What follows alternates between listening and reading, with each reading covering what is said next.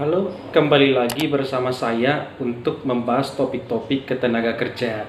Nah, akhir-akhir ini, kalau kita baca misalnya berita CNN Indonesia 13 April 2020, di situ dikatakan Kementerian Ketenagakerjaan mencatat jumlah pekerja yang terkena PHK dan dirumahkan telah mencapai jumlah 2,8 juta pekerja. Lonjakan PHK dan pekerja yang dirumahkan sebagai dampak ekonomi di tengah pandemi COVID-19. Apalagi kalau kita lihat misalnya setelah Presiden menetapkan pandemi COVID-19 sebagai status bencana nasional dengan diterbitkannya Keputusan Presiden nomor 12 tahun 2020 tentang penetapan bencana non-alam penyebaran COVID-19. Nah, penetapan status bencana nasional ini bisa menjadi alasan kuat bagi setiap pihak tidak mampu memenuhi kewajibannya tersebut yang disebabkan di luar prediksi dan tidak dapat dihindari. Dalam dunia hukum, kondisi ini disebut dengan istilah force majeure atau keadaan memaksa atau juga keadaan kahar. Nah, apakah memang secara hukum ketenagakerjaan dengan lahirnya Kepres nomor 12 tahun 2020 tentang penetapan bencana ini bisa dipersepsikan sebagai force majeure dalam konteks hukum ketenagakerjaan sebagaimana yang dimaksud dalam pasal 164 ayat 1 Undang-Undang Ketenagakerjaan. Nah, ini yang akan kita bahas mengenai topik hari ini untuk melihat apakah relevan secara hukum pengusaha memakai Kepres ini sebagai alasan pengusaha untuk melakukan PHK terhadap pekerjanya karena dianggap telah memenuhi kriteria force majeure. Nah, untuk itu mari kita lihat mengenai Undang-Undang Ketenagakerjaan dan putusan MK yang berkaitan dengan ini pada slide berikut ini. 61 ayat 1 Undang-Undang Ketenagakerjaan di sini disebutkan pada ayat satunya, perjanjian kerja berakhir apabila A. Pekerja meninggal dunia, B. Berakhirnya jangka waktu perjanjian kerja, C. Adanya putusan pengadilan dan atau putusan atau penetapan lembaga penyelesaian perselisihan hubungan industrial yang telah mempunyai kekuatan hukum tetap, atau D. Adanya keadaan atau kejadian tertentu yang dicantumkan dalam perjanjian kerja, peraturan perusahaan, atau perjanjian kerja bersama yang dapat menyebabkan berakhirnya hubungan kerja. Poin D ini penekanannya adalah adanya keadaan atau kejadian tertentu yang dicantumkan dalam PK, PP, dan PKB. Apa maksudnya keadaan atau kejadian tertentu di dalam huruf D ini? Nah, bisa kita lihat di dalam penjelasan huruf D Undang-Undang Tenaga Kerja ini, di situ dikatakan bahwa keadaan atau kejadian tertentu seperti bencana alam, kerusuhan sosial, atau gangguan keamanan. Nah, di sini diberikan pencontohan keadaan atau kejadian tertentu itu seperti bencana alam, kerusuhan sosial, atau gangguan keamanan. Nah, kalau sesuai dengan huruf D, keadaan itu harus disepakati dan dicantumkan dalam perjanjian kerja, peraturan perusahaan, atau perjanjian kerja bersama. Tanpa disepakati, maka huruf D ini tidak terpenuhi karena poinnya adalah keadaan atau kejadian tertentu ini harus disepakati para pihak. Selanjutnya kita masuk ke pasal 164 Undang-Undang Ketenagakerjaan. Ayat 1.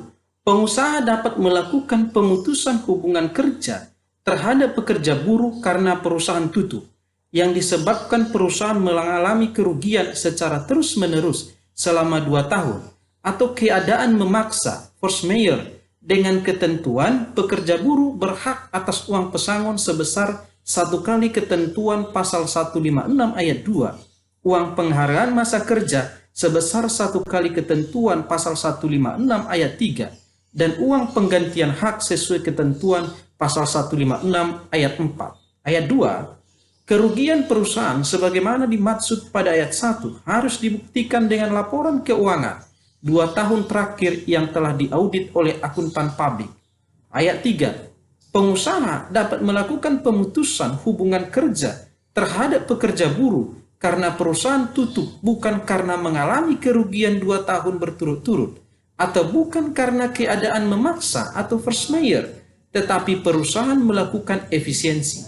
Dengan ketentuan pekerja buruh berhak atas uang pesangon sebesar 2 kali ketentuan pasal 156 ayat 2, uang penghargaan masa kerja sebesar 1 kali ketentuan pasal 156 ayat 3, dan uang penggantian hak sesuai ketentuan pasal 156 ayat 4. Nah, sekarang coba kita lihat pada putusan MK, yaitu putusan MK nomor 19 tahun 2011. Pada putusan MK ini, di amar putusannya di sini dikatakan pasal 164 ayat 3 Undang-Undang Ketenagakerjaan bertentangan dengan Undang-Undang Dasar 1945 sepanjang prasa perusahaan tutup. Ingat, di sini sebut sepanjang prasa perusahaan tutup. Tidak dimaknai perusahaan tutup permanen atau perusahaan tutup tidak untuk sementara waktu. Dengan demikian, perusahaan tutup tidak memiliki kekuatan hukum mengikat sepanjang tidak dimaknai perusahaan tutup permanen atau perusahaan tutup tidak untuk sementara waktu. Artinya, sesuai putusan MK ini, konteks perusahaan tutup di sini harus dimaknai tutupnya adalah tutup permanen atau perusahaan tutup tidak untuk sementara waktu. Kalau tidak dimaknai demikian, maka perusahaan tutup dalam konteks ini tidak berkekuatan hukum mengikat. Memang kalau kita hanya baca pada putusan MK tersebut, maka pasal 164 ayat 3 adalah terbatas hanya bagi perusahaan yang melakukan efisiensi. Sementara dalam hal keadaan memaksa atau force majeure itu pengaturannya ada di pasal 164 ayat 1 yang tidak termasuk dalam pokok permohonan pada putusan MK tersebut. Dengan demikian, jika kita kaitkan dengan putusan MK, dapat disimpulkan jika untuk efisiensi saja MK mengharuskan frasa perusahaan tutup harus dimaknai perusahaan tutup permanen atau perusahaan tutup tidak untuk sementara waktu, dan kalau tidak, maka pasal tersebut tidak memiliki kekuatan hukum tetap. Dengan demikian, hal yang sama juga sebenarnya harus berlaku untuk ayat satunya. Perusahaan tutup harus juga dimaknai perusahaan tutup permanen atau perusahaan tutup tidak untuk sementara waktu. Jika ayat 3 dan ayat 1 tidak diberikan pemaknaan yang sama, maka tidak adil karena dari sisi dampak justru yang paling parah adalah ayat 1 kalau dilihat dari sisi dampaknya, di mana perusahaan tutup yang disebabkan karena mengalami kerugian secara terus-menerus selama 2 tahun atau keadaan memaksa force majeure, dan ayat 3-nya hanya bicara efisiensi. Jadi kalau bicara efisiensi, kalau ditinjau dari sisi dampak, justru efisiensi lebih ringan dampaknya dibandingkan dengan force majeure. Oleh karena itu, perusahaan tutup dalam konteks efisiensi harus diberlakukan sama dengan perusahaan tutup dalam konteks keadaan memaksa atau force majeure yang menyesuaikan dengan putusan MK. Kenapa saya katakan dari sisi dampak, justru yang paling parah adalah ayat 1.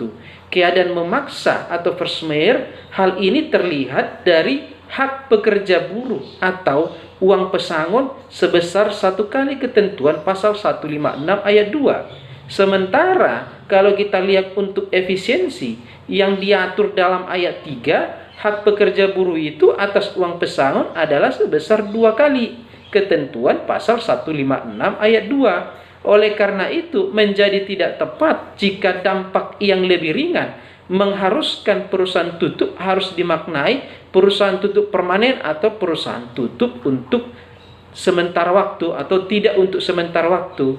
Sementara dampak yang lebih berat tidak harus dimaknai tutup permanen sesuai ayat 3. Oleh karena itu, karena ditinjau dari sisi dampak, ayat 1 lebih parah daripada ayat 3, maka walaupun permohonan MK ini sebenarnya hanya menguji pasal 164 ayat 3, tapi dalam konteks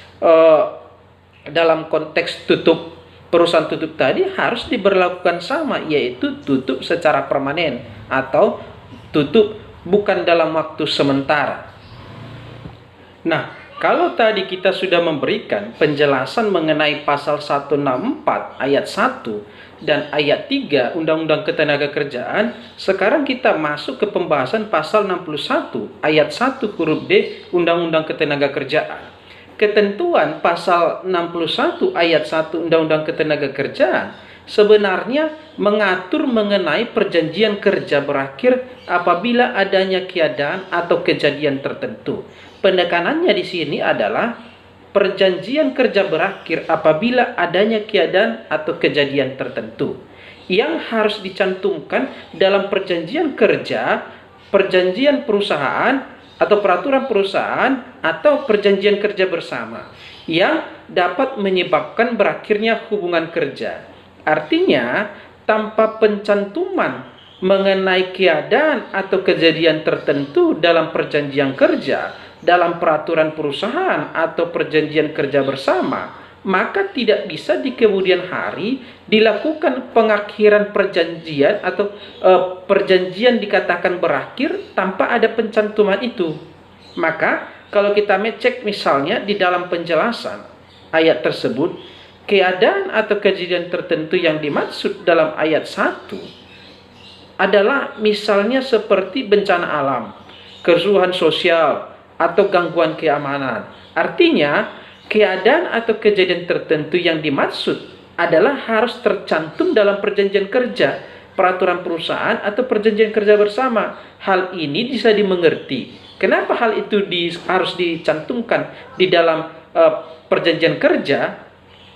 Hanya untuk memberikan kepastian bagi kedua belah pihak, baik dari sisi pekerja maupun dari sisi pengusaha. Ada kepastian apabila terjadi di kemudian hari, maka peristiwa itu sudah mereka tentukan dalam perjanjian kerja ataupun dalam peraturan perusahaan dan perjanjian kerja bersama.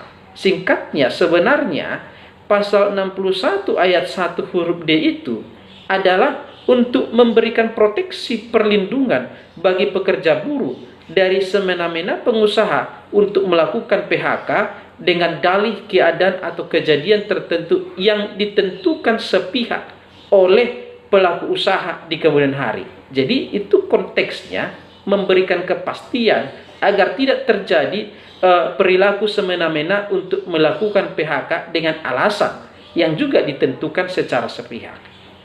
Nah, sekarang kita bergeser ke Kepres nomor 12 tahun 2020 yang menyatakan bahwa COVID-19 sebagai bencana nasional. Dengan munculnya Kepres ini menimbulkan banyak pertanyaan. Apakah penetapan bencana nasional tersebut dapat dikategorikan sebagai force majeure atau kejadian tertentu dan sehingga memenuhi ketentuan pasal 164 ayat 1 Undang-Undang Ketenagakerjaan mengenai pemutusan hubungan kerja karena adanya force majeure atau keadaan tertentu atau kejadian tertentu yang juga sebagaimana dimaksud di dalam pasal 61 ayat 1. Nah, sekarang untuk mengetahui apa itu yang disebut dengan keadaan memaksa atau force majeure, mari kita lihat beberapa putusan MK pada slide ini.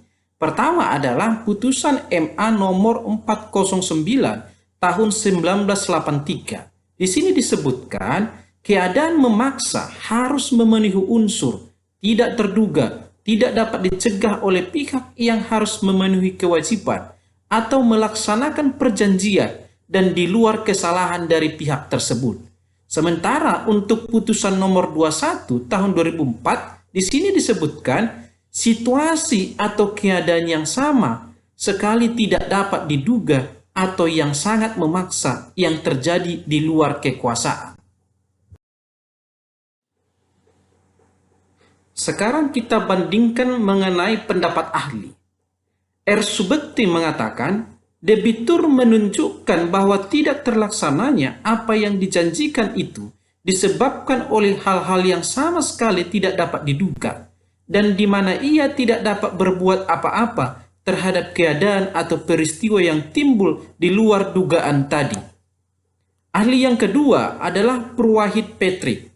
Dia mengatakan, Mengartikan overmah atau keadaan memaksa adalah debitur tidak melaksanakan prestasi karena tidak ada kesalahan, maka akan berhadapan dengan keadaan memaksa yang tidak dapat dipertanggungjawabkan kepadanya.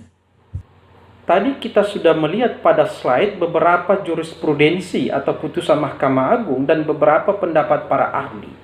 Dapat ditarik kesimpulan bahwa keadaan memaksa adalah suatu keadaan di mana salah satu pihak dalam suatu perikatan tidak dapat memenuhi seluruh atau sebagian kewajibannya sesuai apa yang diperjanjikan, disebabkan adanya suatu peristiwa di luar kendali salah satu pihak yang tidak dapat diketahui atau tidak dapat diduga akan terjadi pada waktu membuat perjanjian tersebut.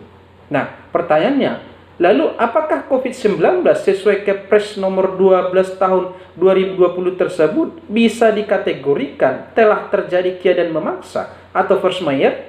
Nah, perlu kita coba cek lagi satu putusan Mahkamah Agung, yaitu putusan nomor 3389 tahun 1984 pada slide berikut ini. Putusan Mahkamah Agung, yaitu putusan nomor 3389 tahun 1984.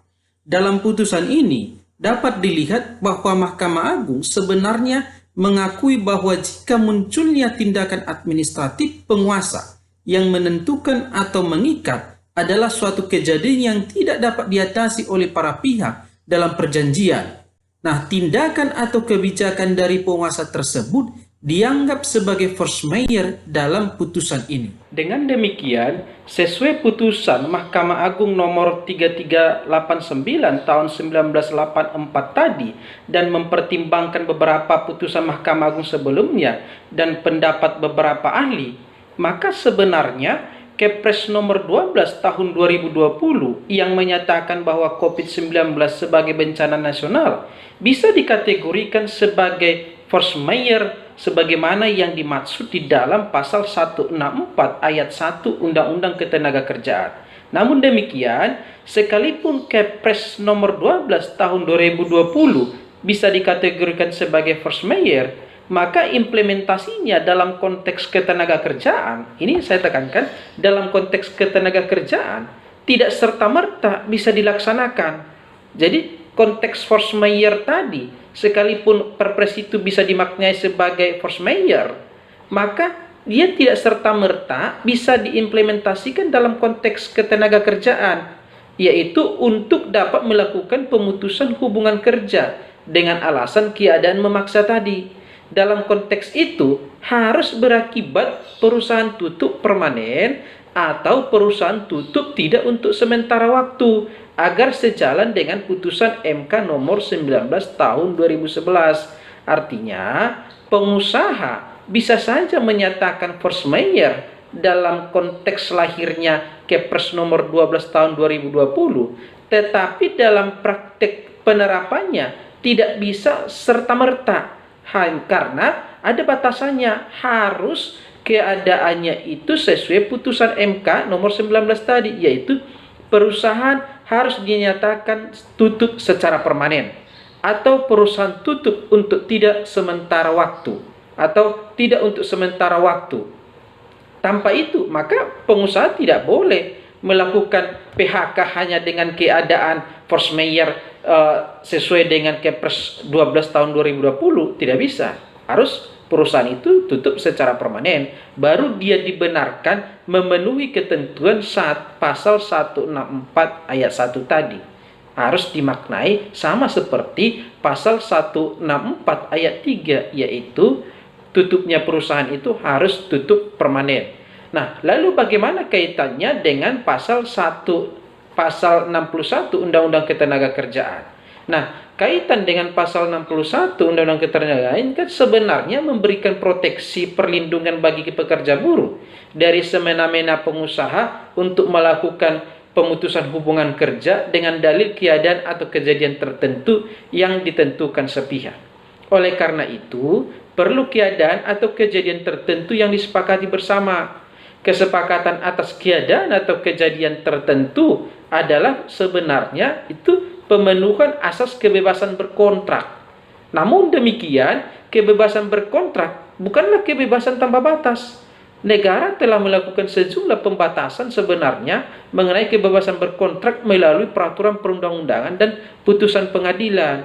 Jadi, walaupun di pasal 61 ayat 1 Undang-Undang Ketenagakerjaan mengenai keadaan atau kejadian tertentu itu harus tercantum di dalam perjanjian kerja, peraturan perusahaan atau perjanjian kerja bersama, harus tercantum.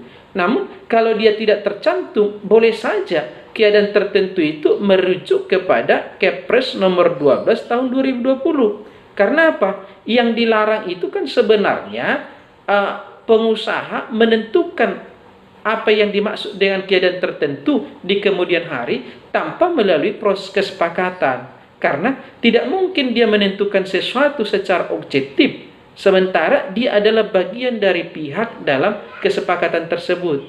Oleh karena itu, objektivitas itu dipertanyakan karena dia bagian daripada pihak. Nah, kalau menyangkut Kepres nomor 12 tahun 2020, pemerintah dalam konteks ini bukan merupakan bagian daripada pihak yang ada dalam perjanjian kerja, yang ada dalam peraturan perusahaan atau perjanjian kerja bersama. Oleh karena itu, merujuk tadi mengenai putusan Mahkamah Agung 3389, justru yang menentukan keadaan tertentu atau force majeure tadi secara objektif ya harus pemerintah, karena dia bukan pihak. Karena dia bukan pihak, maka keadaan tertentu yang dimaksud di dalam pasal 61 ayat 1 tadi bisa merujuk kepada Kepres nomor 12 tahun 2020. Karena pemerintah bukan pihak dalam perjanjian tersebut. Sehingga Kepres itu bisa dimaknai objektif tanpa keberpihakan dengan salah satu pihak dalam perjanjian. Tidak harus ditentukan keadaan tertentunya, tapi kalau negara melalui regulasinya atau kebijakannya menentukan force majeure, maka itu bisa dimaknai telah memenuhi keadaan tertentu, sehingga bisa memenuhi pasal 61. Oleh karena itu, sebenarnya baik pasal 61 ayat 1 maupun pasal 164 ayat 1 tadi, sepanjang itu harus dimaknai perusahaan itu tutup permanen, maka Kepres nomor 12 tahun 2020 itu bisa dilakukan mengenai pemberhentian hubungan kerja atau berakhirnya hubungan kerja dengan syarat-syarat ketentuan yang sudah diatur di dalam Undang-Undang Ketenagakerjaan tanpa mengabaikan hak-hak pekerja yang sudah diatur di dalam Undang-Undang Ketenagakerjaan.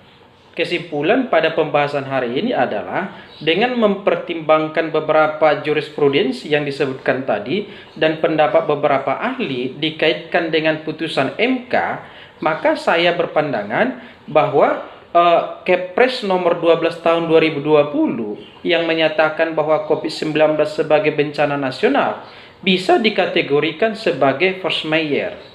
Namun saya perlu sampaikan, dalam konteks ketenagakerjaan, sekalipun itu bisa dikatakan force majeure, penerapannya tidak serta-merta bisa dilaksanakan untuk melakukan pemutusan hubungan kerja sebagaimana pasal 164 ayat 1 dengan alasan keadaan memaksa atau force majeure dalam konteks itu harus berakibat perusahaan tutup permanen atau perusahaan tutup tidak untuk sementara waktu. Hal ini agar sejalan dengan putusan Mahkamah Konstitusi. Nah, kaitannya juga dengan pasal 61 mengenai keadaan tertentu atau kejadian tertentu, walaupun di dalam perjanjian kerja, peraturan perusahaan dan perjanjian kerja bersama tidak dicantumkan mengenai keadaan tertentu, menurut hemat saya bisa saja keadaan tertentu atau kejadian tertentu itu adalah merujuk kepada Kepres nomor 20 tahun 2020 tersebut, karena yang mengeluarkan itu adalah pemerintah sehingga dia objektif, dan itu juga sejalan dengan beberapa putusan Mahkamah Agung yang disebutkan tadi yang menentukan bahwa jika pemerintah yang menentukan justru objektif force majeure-nya. Tapi kalau salah satu pihak yang menentukan keadaan tertentunya tanpa melalui kesepakatan, justru itu tidak akan objektif. Oleh karena itu, baik dalam konteks 61 maupun konteks pasal 164 ayat 1 Undang-Undang Ketenagakerjaan bisa merujuk Kepres nomor 12 tahun 2020 sebagai force majeure dengan syarat-syarat tertentu sesuai dengan putusan MK. Intinya, Kepres tersebut tidak bisa diterapkan secara serta-merta, harus melihat pertimbangan sesuai putusan MK, yaitu perusahaan harus tutup total atau tutup permanen. Kalau hanya sebagian dilakukan pemutusan hubungan kerja, itu artinya perusahaan tidak tutup permanen. Artinya tidak bisa, perusahaan justru melanggar. Begitu kesimpulan pada diskusi kita hari ini. Semoga paparan yang saya berikan ini bisa memberikan edukasi bagi masyarakat yang mendengarnya, terkhusus bagi masyarakat yang mendalami khusus mengenai bidang ketenaga kerjaan.